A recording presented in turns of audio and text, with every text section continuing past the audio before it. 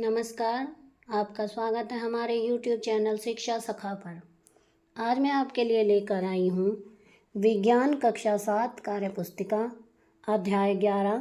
अध्याय का नाम है जंतुओं और पादपों में परिवहन।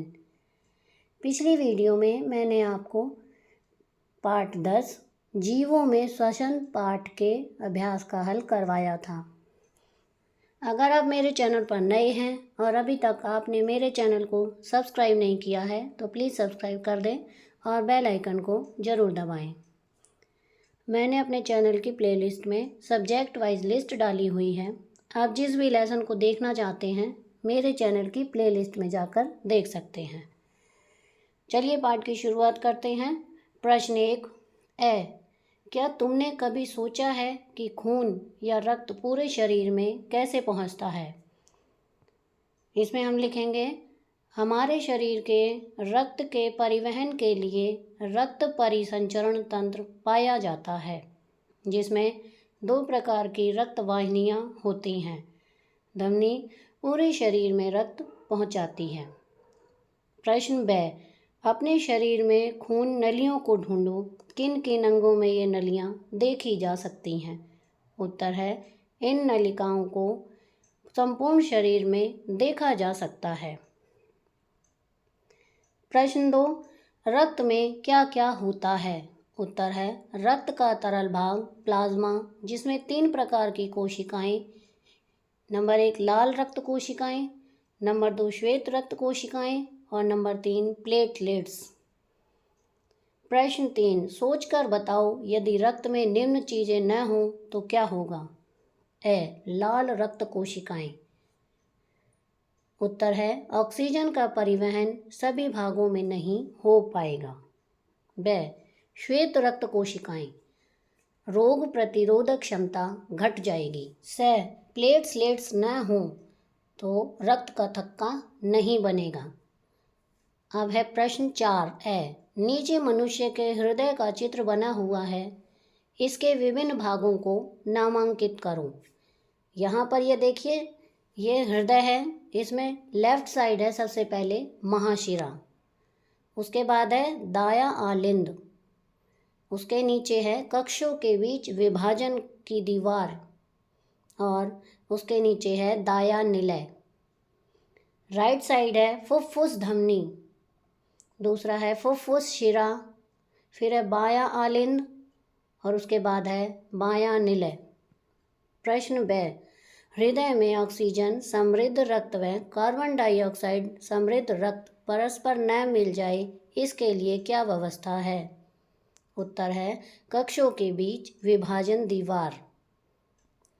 प्रश्न 6 फुफ्फुस धमनी कार्बन डाइऑक्साइड समृद्ध रक्त को हृदय में ले जाने का कार्य करती है, फिर भी इसे धमनी क्यों कहते हैं? उत्तर है फुफ्फुस धमनी हृदय के दाहिने भाग से विऑक्सीकृत रक्त फेफड़ों में ले जाती है। प्रश्न 5 नीचे रक्त परिसंचरण का रेखा चित्र बना हुआ है।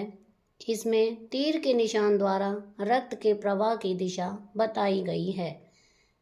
यहाँ पर ये चित्र दिया गया है, बीच में हृदय है और रक्त परिसंचरण दिखाया गया है। तीर के निशानों की सहायता लेकर लिखो कि रक्त का प्रवाह पूरे शरीर में कैसे होता है। तो सबसे पहले हृदय, ऑक्सीजन रहती है, वहाँ से शुद्ध रक्त धमनी बनाती है, आगे धमनी से फिर शरीर में, शरीर से कोशिकाओं में, कोशिका से फिर अशुद्ध रक्त, फिर शिराएं, उसके बाद हृदय और फेफड़ों में जाकर कार्बन डाइऑक्साइड निकाली जाती है। गतिविधि 1 प्रश्न 6 अपने किसी साथी की छाती की बाईं तरफ कान लगाकर सुनो। क्या तुम्हें कोई आवाज़ सुनाई दी? यह हृदय की धड़कनों की आवाज़ है। तुम अपने व अपने साथियों की प्रति मिनट हृदय की धड़कन को गिनो व नीचे बनी सारणी को भरो और नीचे लिखे प्रश्नों के उत्तर दो।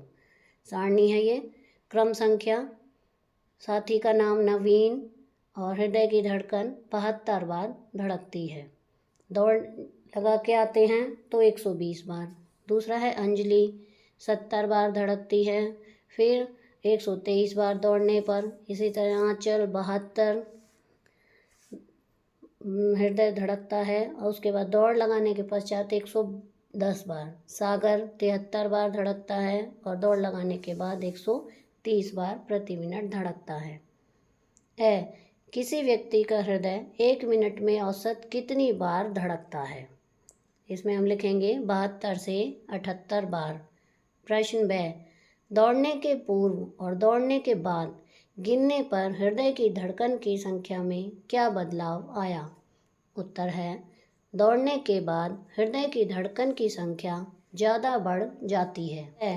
क्या हमारी धड़कन की संख्या हमारे मन की स्थिति, गुस्से में, अधिक खुशी में आदि के अनुसार बदलती है? इसमें हम लिखेंगे हाँ, बदलती है। प्रश्न 7, रिक्त स्थान भरो। सांस के द्वारा फेफड़ों में आने वाली हवा में O2 अधिक और CO2 कम होती है। सांस के द्वारा फेफड़ों से बाहर जाने वाली हवा में बाहर की हवा की अपेक्षा CO2 अधिक और O2 कम होती है। कार्बन डाइऑक्साइड मिला हुआ रक्त शिराएं के द्वारा विभिन्न अंगों में से हृदय में जाता है। ऑक्सीजन मिला हुआ रक्त धमनी के द्वारा हृदय में विभिन्न अंगों को जाता है। गतिविधि 2। प्रश्न 8, अपने बाएं हाथ से अपनी दाईं भुजा को कोहनी के ऊपर कसकर पकड़ो जैसा कि चित्र में दिखाया गया है। अब प्रश्न है, क्या उस पर कोई नलियां उभरी हुई दिखाई पड़ती हैं? इसमें हम लिखेंगे हाँ। प्रश्न ब, इन नलियों को किस नाम से जाना जाता है? उत्तर है, रक्त वाहिकाओं के नाम से जाना जाता है। प्रश्न 9, तुमने देखा होगा कि डॉक्टर या वैद्य मरीज की नाड़ी देखते हैं। आओ हम भी नाड़ी की जांच करने का प्रयास करते हैं। घड़ी की सहायता से पता करो कि नाड़ी की धड़कन 1 मिनट में कितनी बार होती है। धड़कन की संख्या को अपनी कॉपी में लिखो। चित्र के अनुसार जांचना है और मैंने यहाँ लिखा हुआ है 72 बार। प्रश्न ब, शरीर के उन अन्य भागों को ढूंढो जिनमें तुम नाड़ी की धड़कन को महसूस कर सकते हो।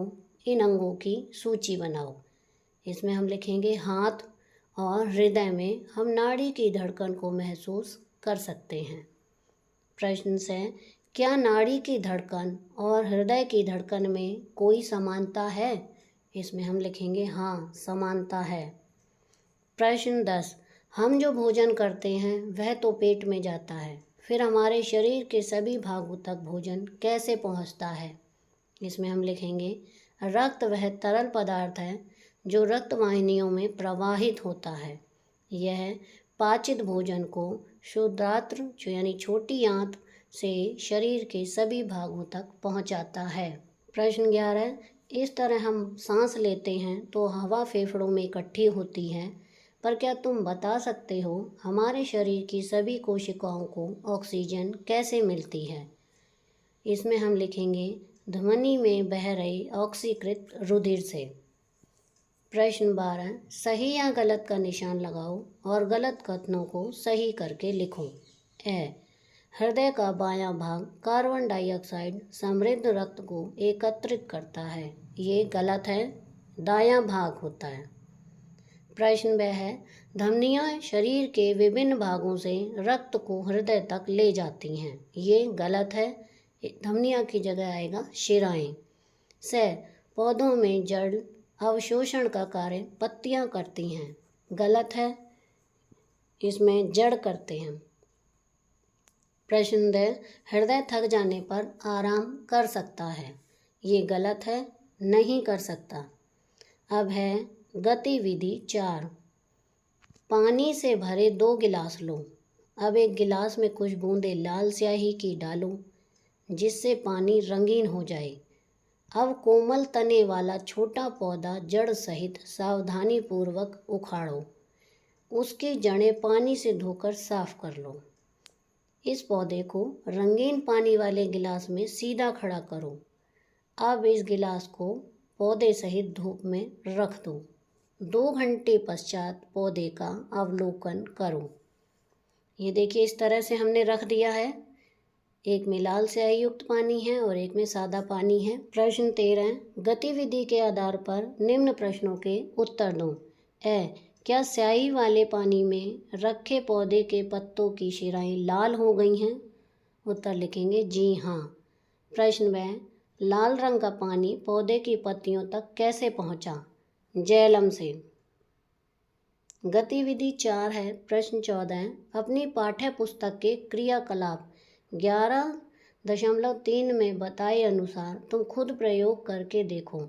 तुम आलू की जगह कच्चा पपीता या कद्दू का भी इस्तेमाल कर सकते हो और शक्कर की जगह नमक का घोल ले सकते हो।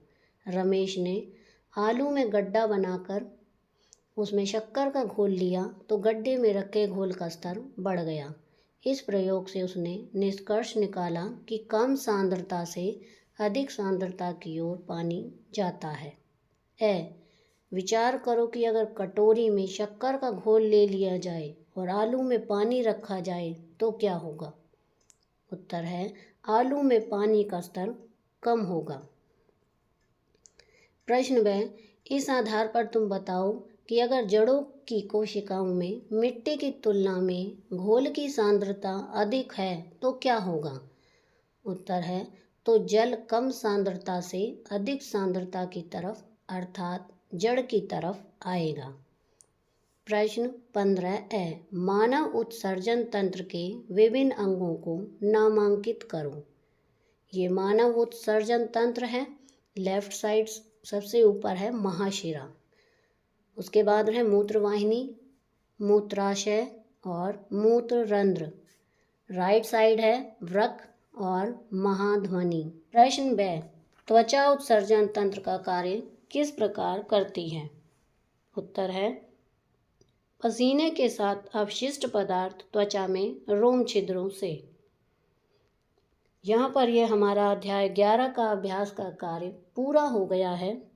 अगली वीडियो में मैं आपको अध्याय 12 पादपों में जनन पाठ के अभ्यास का हल करवाऊंगी। आपको मेरी ये वीडियो कैसी लगी मुझे कमेंट करके ज़रूर बताएं।